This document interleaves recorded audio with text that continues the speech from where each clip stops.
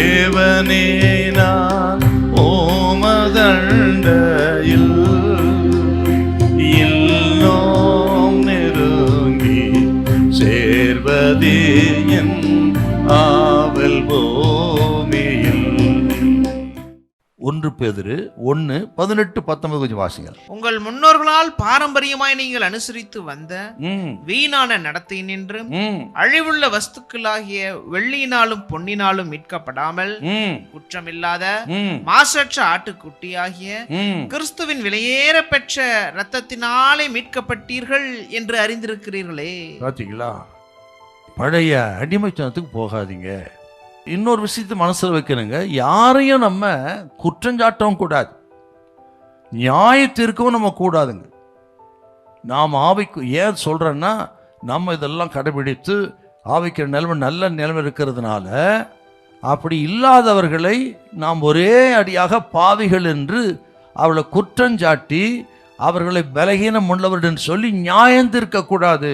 இன்னைக்கு அது அதிகம் கிறிஸ்தவத்தில்.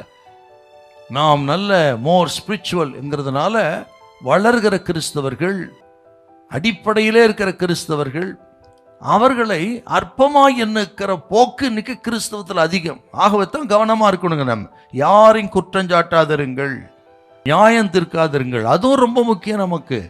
இதை கேட்குற கத்திரி பிள்ளைகளே, நீங்கள் நன்றாய் வளர்ந்தவர்கள் என்பதனால யாரையும் குற்றஞ்சாட்டக்கூடாது. சில பாருங்க, நாங்கள் வெஜிடேரியன் சைவ உணவு உட்கொள்கிறேன் என்று சொல்லி அசைவ உணவு உட்கொள்கிறவர்கள அற்பமாய் பேசுகிறவங்க நிறைய இருக்கிறாங்க. திருமணம் ஆகாதவர்கள், திருமணமானவர்களை குற்றப்படுத்தவர்கள் நிறைய இருக்கிறாங்க. ஆக திருமணம் ஆகாமல் ஊழியம் செய்கிறீர்களா, அது உங்களுக்கும் ஆண்டவருக்கும். அது அன்னகராக இருக்க அழைப்பு இருந்தால் அது உங்களுக்கும். அடுத்தவர்களை வந்து குற்றஞ்சாட்டக்கூடாதுங்க. இப்படி புசிப்பதை குறித்து, திருமணத்தை குறித்து, உங்களை போல் அவர்கள் இல்லாததை குறித்து, விசுவாச குறைவை குறித்து, விசுவாசம் உள்ளவர்கள் அவர்கள் அற்பமாக நினைக்காதீங்க. ரொம்ப முக்கியம் அதெல்லாம். உங்களுக்கு இந்த கிறிஸ்தவத்தில் அதிகம் பாதிக்கப்பட்டிருக்கிறது. இந்த போக்கை கடிந்து கொள்ளுகிறார். இதை கேட்கிற கத்திரி பிள்ளைகளே, கர்த்தர் உங்களை பார்த்துதான் இந்த வார்த்தையெல்லாம் கேட்கிறாருங்க. ஆகவே உங்களுடைய விசுவாச ஜீவியம் அடுத்தவருக்கு என்ன பாதிப்பாருக்கு தான் பார்க்கணும். பக்தி விரித்து உண்டு பண்றீங்களா, அல்ல இருக்கிற பக்தியே நீங்கள் எடுத்து போடுறீங்களா, இதெல்லாம் ரொம்ப முக்கியம் நமக்கு. ஆகவே இதை மனதில் வைத்துக் கொள்ளுங்கள். மனதை வைத்துக்கொண்டு நல்ல உபதேசங்களை கடைபிடிங்க. அடுத்தவருக்கு அதை போதித்து அவருக்கு அப்படி நடக்க உதவி செய்யுங்கள். உங்களை கர்த்தர் அதிகமாய் ஆசீர்வதிப்பார். ஹல்லேலூயா, ஹல்லேலூயா.